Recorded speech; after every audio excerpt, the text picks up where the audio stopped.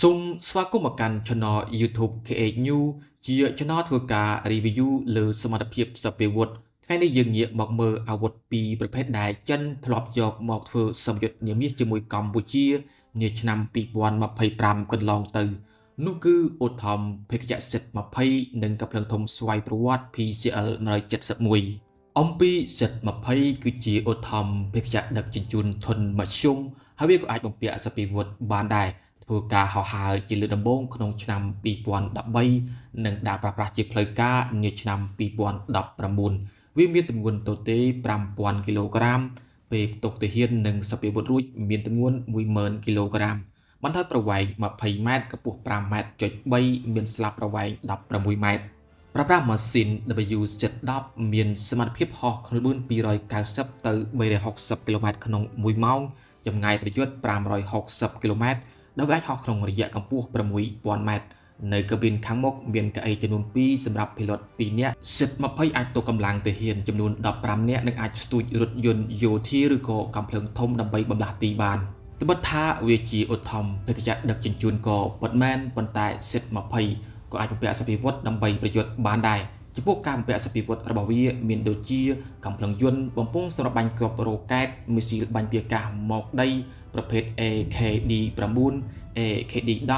CM502KG ឬក៏ CM502V និង CM502-1G ដែលពួកវាសុទ្ធសឹងតែជាប្រភេទមីស៊ីលបំពាក់ទៅដោយ GPS នាំផ្លូវកំណត់គោលដៅនិងគ្រាប់បែកទម្លាក់ពីអាកាសមកដីធុន CM501AH មីស៊ីលសម្រាប់ប្រយុទ្ធគ្នាលើអាកាស TY90 ចំពោះការបំពាក់ពេជ្រកវិទ្យាវិញអាស្រ័យតាមប្រភេទនីមួយៗដូចជា Z20F ជាឧទ្ធម្ភាគចក្រសម្រាប់តាមដាននាវាមុជទឹក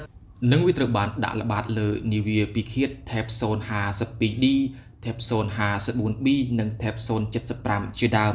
Z20F មានទូរទស្សន៍តាមដាននិងស្វែងរកនាវាមុជទឹកសត្រូវបំពាក់ទៅដោយ sensor សម្រាប់ចាប់សញ្ញាប្រព័ន្ធរុករកនាវាមុជទឹកប្រព័ន្ធទំនាក់ទំនងនិងផ្កាយរណបមីស៊ីលសម្រាប់ប្រឆាំងនាវាមុជទឹកធុន YU7 ដោយមីស៊ីលប្រភេទនេះមានទម្ងន់